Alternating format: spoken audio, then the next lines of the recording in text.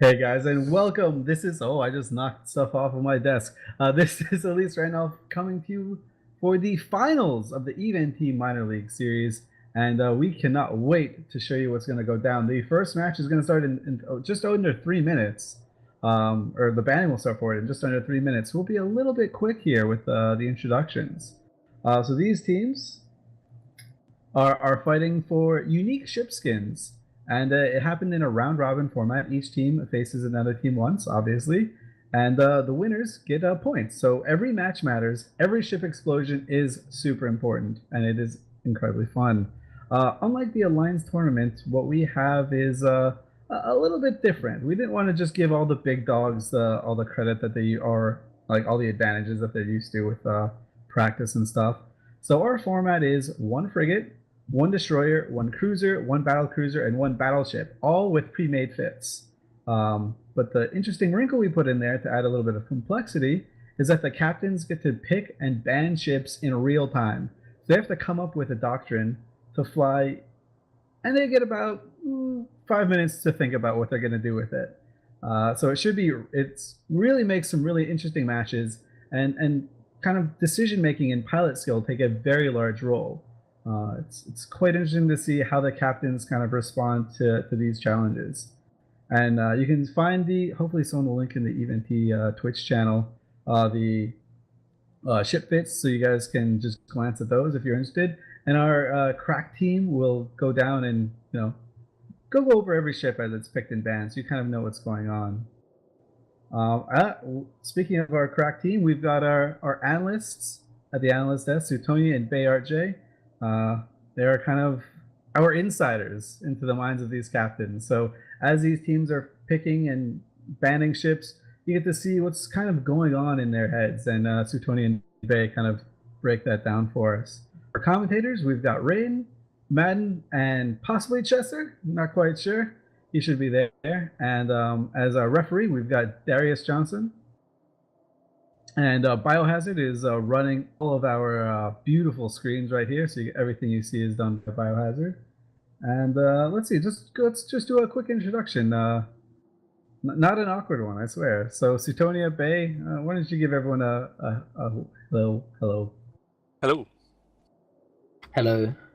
All right, that was great. That was not awkward at all. The first voice you heard was Bay. The second one was Sutonia. I'm sure you've heard him before because he's one of Eve's most popular streamers. Speaking of streamers, we've also got Rain. How you doing? Good. How are you?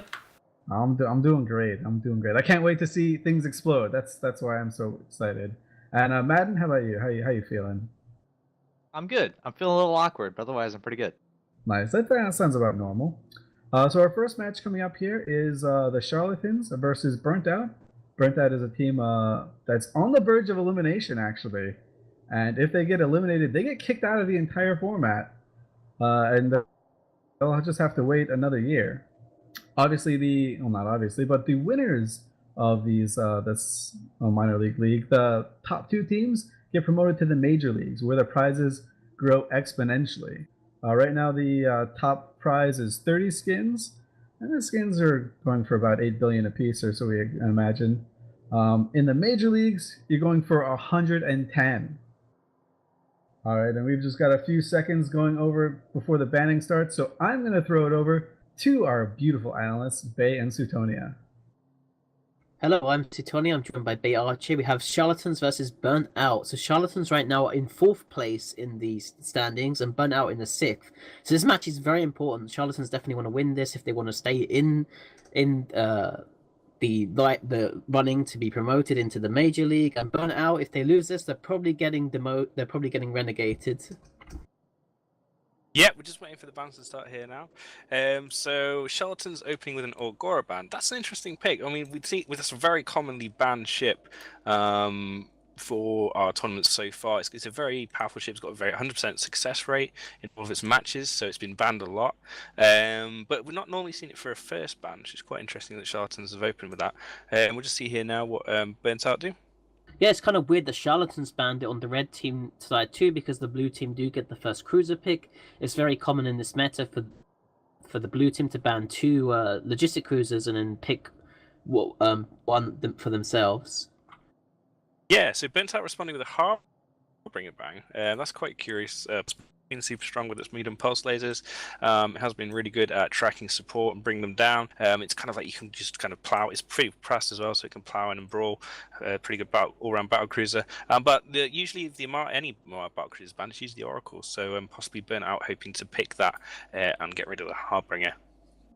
Yeah, extra ban on the Charlatan side. That's going to leave Burnt Out the option to ban either of the shield logistic cruisers and pick it up for themselves, forcing Charlatans into a no logistic setup if they want. And that's what they're going to do.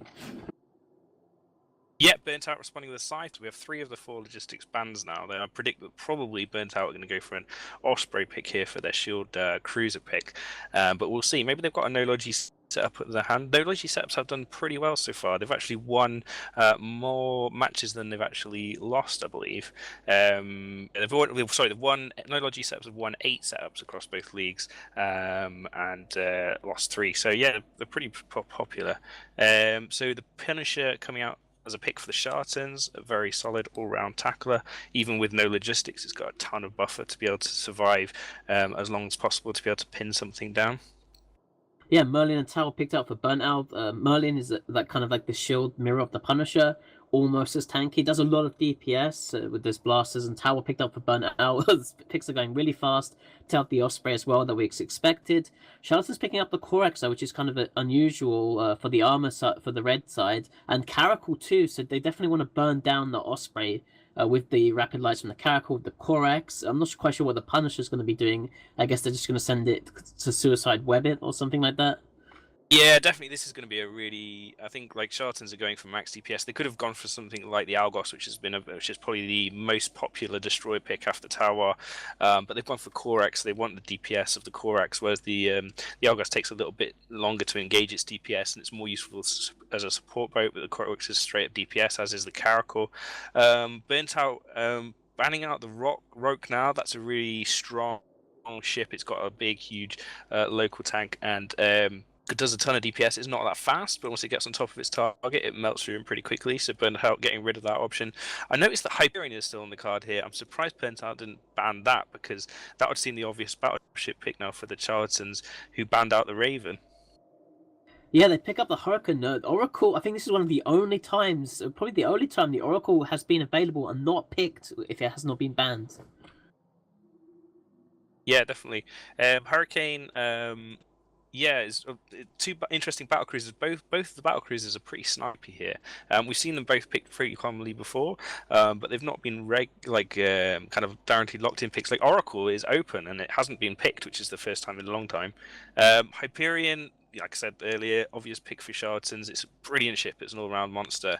It's maybe a little bit overpowered. It's got micro jump drive, local tank. It's got a ton of DPS. It's got a grappler as well. So, yeah, and Burnt Out picking the Tempest in response. Yeah, hopefully, I guess with the Tempest, they just plan on trying to defend the Osprey. I'm not sure how well the Osprey is going to cope, though, with the Caracal Corax and the Kane's artillery shooting. Also, potentially, if the Hyperion comes at 50, it can try and MJ on top of it. Yeah, it's going to be a close match, and I think it will be pretty bloody pretty quickly. So we'll go back to Elise now, and we'll discuss this setup while we set up.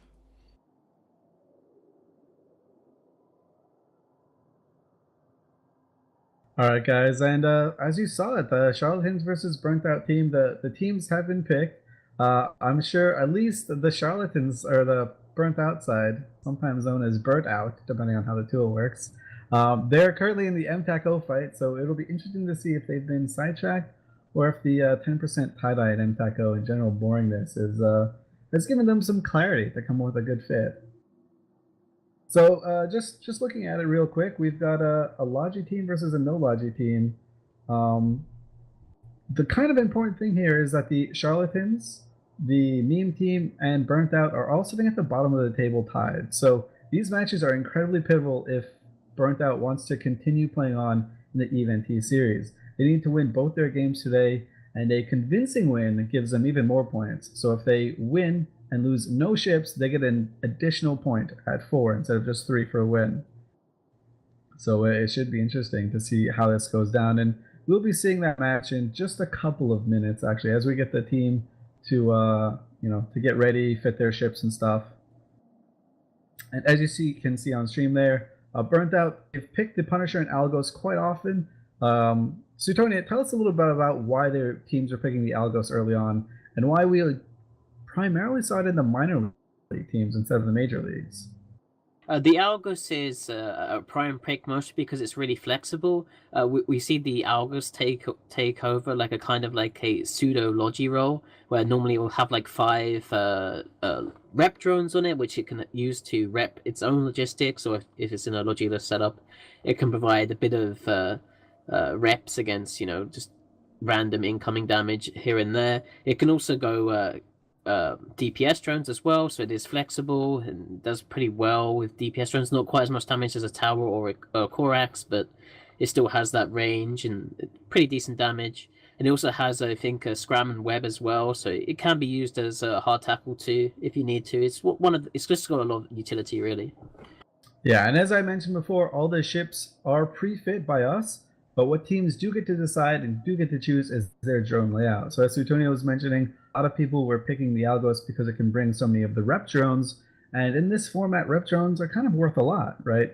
A few ships do have smart bombs, and of course, a lot of people do pick smaller ships to, kill off those rep drones, which are very important to do. But yeah, that's one of the things about the Algos. So thanks. It should be really interesting. I'm quite excited to see how it goes. And I heard a few people ask in Twitch chat, and feel free to answer or ask any questions you want in Twitch chat. We will be answering them as well as I can see them. People cannot pick the same ships. So if one team picks a Raven, then no one else can pick the Raven. One team picks the Hype, as we saw here, then the other team can't pick the Hype. So it should be pretty fun to see how this goes out.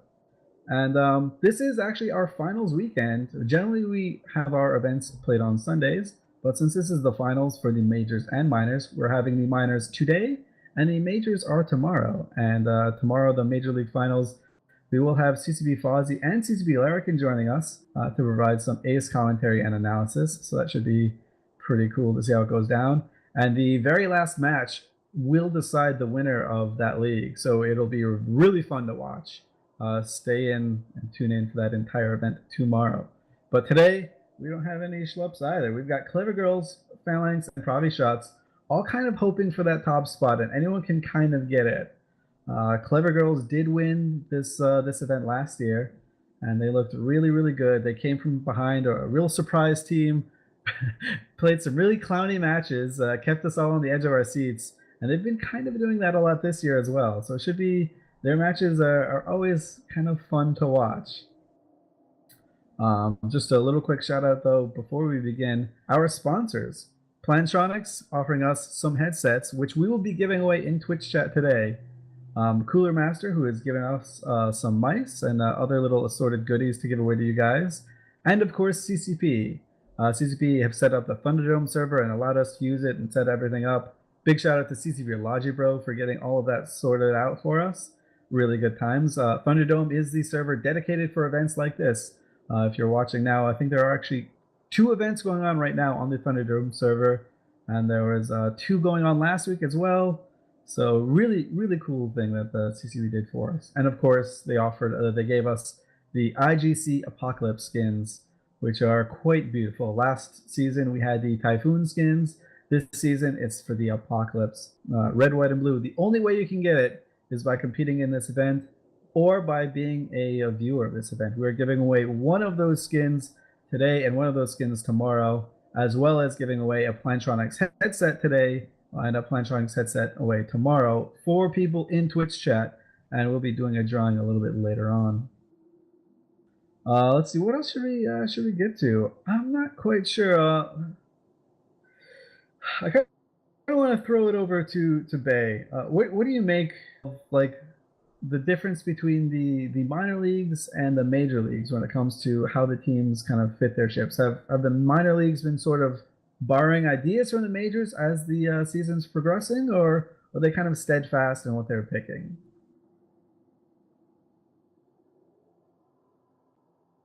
Oh, I think he might be. Okay, well, Suetonia, you get to take that question then, buddy. Yeah, I think that the major teams have been banning a lot more effectively than the minor league teams. You can definitely tell with the bans because it's. I think on the red side, we never ever see Logi bans. In the major leagues. Well, we do sometimes, but not very often. And it seems like whenever someone's on the red team, like they instantly know, okay, we're gonna pick Shield, and they make up a really decent Shield team.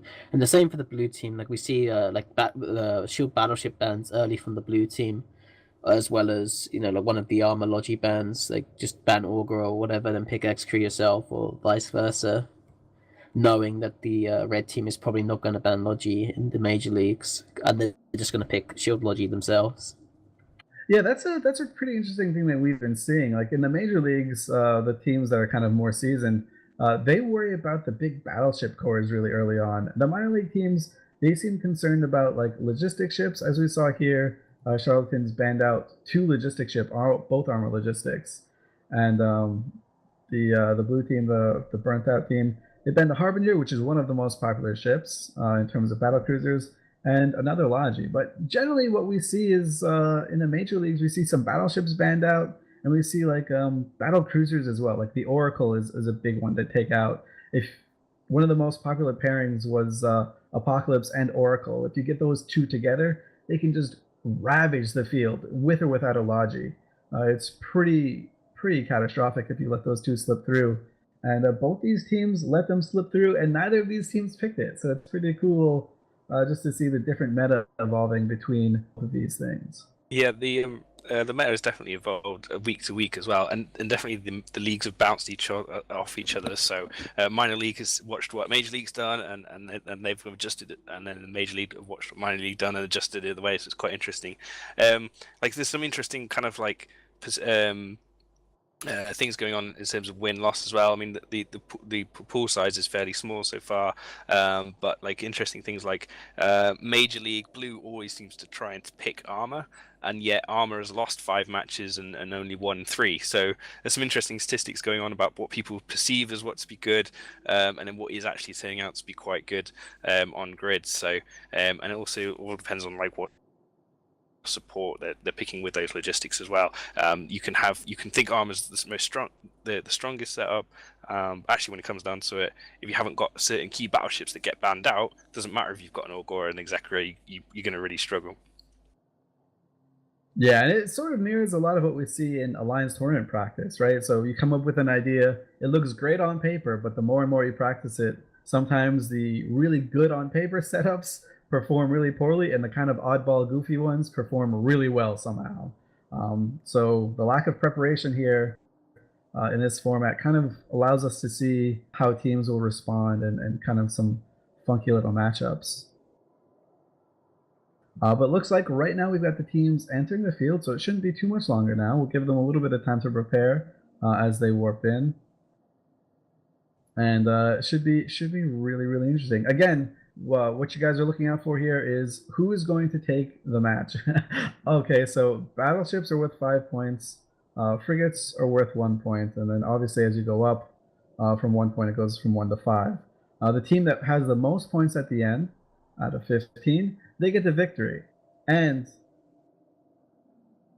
sorry about that, my computer decided to poke me. And yeah, so if you manage to get a 15-0 sweep, instead of 3 league points, you get 4 league points. And that pivotal 4th league point could be like game changing for any of these teams at the bottom here. And looks like we're actually ready to go. So I'm going to go send it on over to the booth people. It'll be Rain Ed Madden commentating this match between Charlatans and Burnt Out.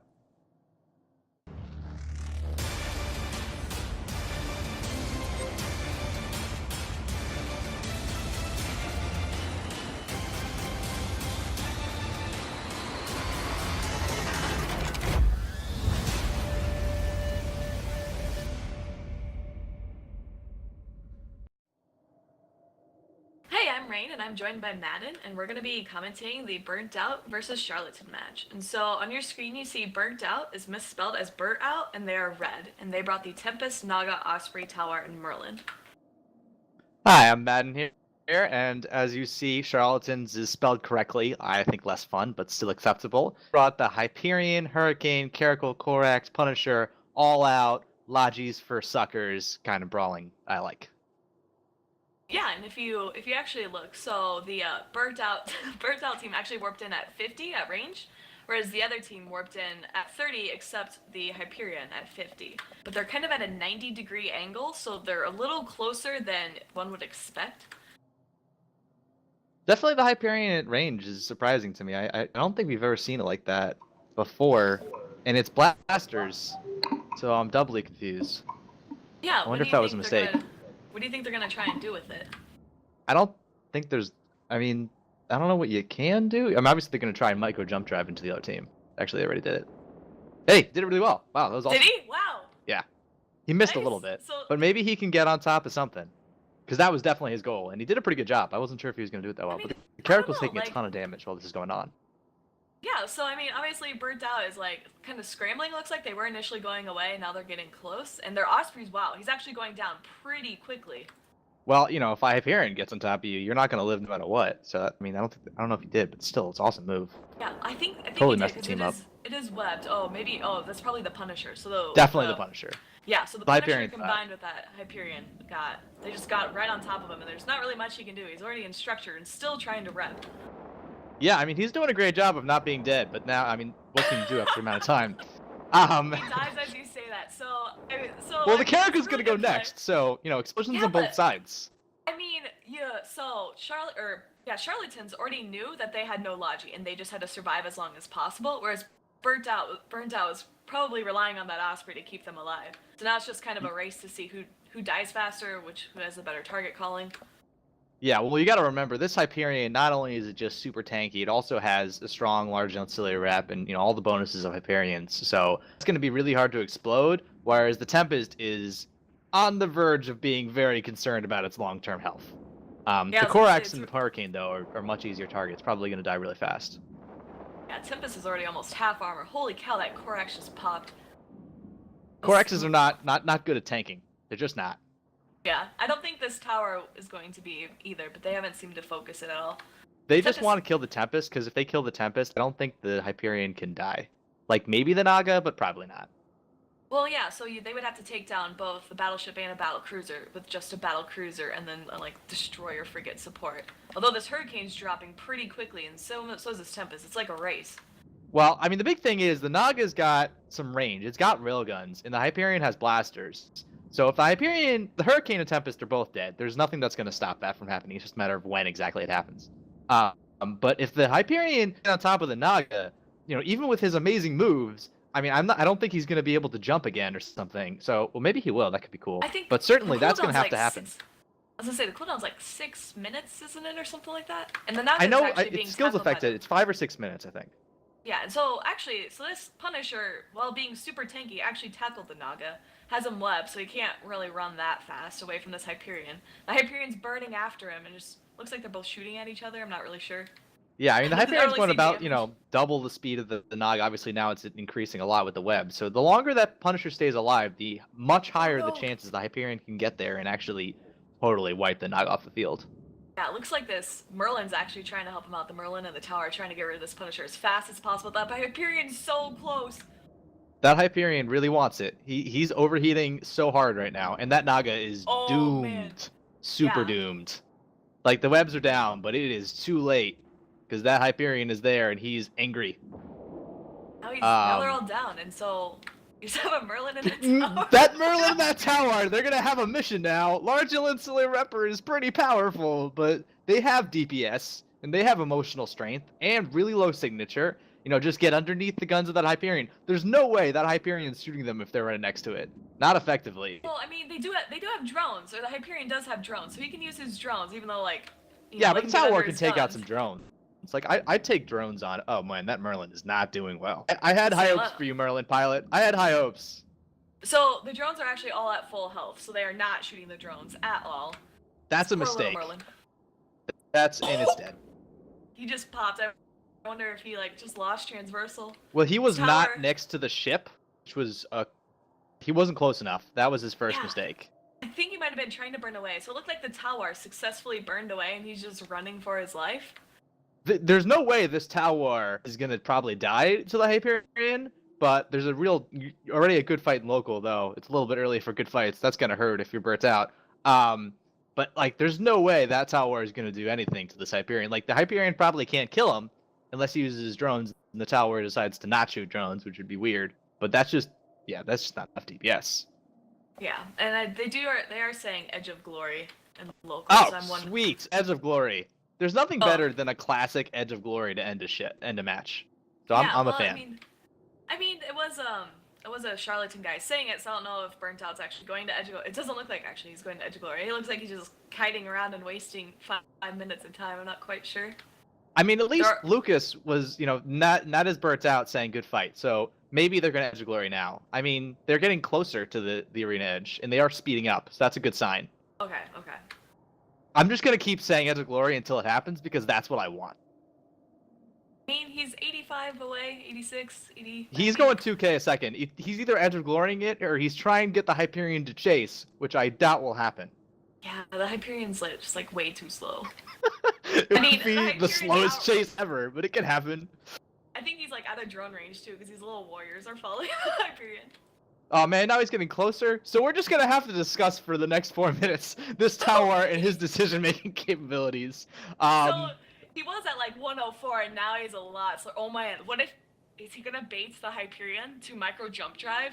And then if that Hyperion micro jump drives, he's gonna micro jump drive out of the arena, and we're gonna have to troll him incessantly for the end of days. I know Jose. I don't think he's gonna do it, but if he's even thinking about it, don't do it, man. Don't do it. The Burnt Out team is actually the PL team. A lot of the members are from PL. So who knows? They might try to juke them, even though it may not work because obviously. Yeah, they're PL's not notorious for actually going out the arena, not juking other people into going out of the arena. So I don't think they'll succeed if they try. I don't know. Maybe Jose is gonna get really thirsty for the kill and get really bored, so he's gonna go for it. Who knows? It's true. In Eve, the thirst of kills is powerful. I'm just so confident if he tries it again, he will 100% jump right out of the arena by accident, and that'll just end this match. So it's a win-win to an extent, but definitely a lose for him. Because it looks like he's going to the right place to try, and that's making me very nervous for his long-term survival. If you're looking, he's now 90 kilometers and rising away from this tower. There's a chance he's going to try it. And with 2.5 minutes to go and 100% chance of winning right now, I mean, there's an argument to be made that they need the points because of the way the league works. If you dominate and kill well, they're not going to get a domination. They're going to get a win either way. There's no advantage to him doing this. Correct. So it's he's moral actually victory. He's sitting right at the center of the arena, and it's kind of awkward because he's actually bumping my cloaked ship. But I don't. I mean, even if he does jump now, he'll still be within 100 kilometers, so he will be safe. So I don't know. But you don't know which way he's gonna go. Bad things happen when you jump. It's just always bad things. Oh well, here's the towers. Oh, he did jump! He did it. He did it. He did it. Oh my god! And he's not dead, but the tower is too far away, and it's not gonna work. Yeah. So no Edge of Glory for him. That was a really shrewd move by Show, because for some reason Jose was like, "I'm gonna do it." I think he was going for match points scored or something. I wouldn't have done it because it didn't work. He's gonna try and put his drones in the tower. The tower is too fast, and he's probably going to get out of range for the drones actually kill it. So Yeah. prove me wrong, drones. You can do it. So what could have Burnt Out do in that fight? What could they have done differently to win against Charlatans? The only chance they had was to have a different warp in range essentially, and have a different angle, and to be outside of where the Hyperion could get. Because once the Hyperion got on top of them, I don't think there was anything that Osprey could do. Because if he was within range of the Hyperion, it's just too much damage to survive. I mean, the Caracol by itself could have probably done it. And I do know the Osprey is AB fit, so he's not able to overheat a micro warp drive and just burn away super quick. And just for reference, Jose's drones, they're not going to make it. Some of them have died gloriously in combat against this tower. Some of them have had to run away as the tower has escaped his range. And so, unfortunately, it does look very, very likely this will be a match in which Charlatans wins handedly, but the Tower of Show lives to fight another day. It's a strong tower. He can look at that fondly and think it's a beautiful ship, even though it looks like a spider, which are scary. He is actually still shooting these warriors as well. As he should, you And- know, get kills. mean, I mean, they'll you don't just- get kill mills, but it still looks pretty. Yeah, so we have 30 seconds on the clock, and these guys just kind of dinking around. Yeah, I mean, They're- this is a they're great bantering opportunity at though to local. look at some ships that don't have skins. Kind of disappointing once really again to not have disappointing. skins on your ships. I don't know what's wrong with these I mean- guys. Tower skins aren't that great, but the Hyperion, come on, are you serious? Yeah, I don't know what these people are doing. They don't understand how skins work in this game. They're fantastic. Quave skin. Alright, so Ah. I think that's match time, and with that, we'll send it back to Elise in the studio.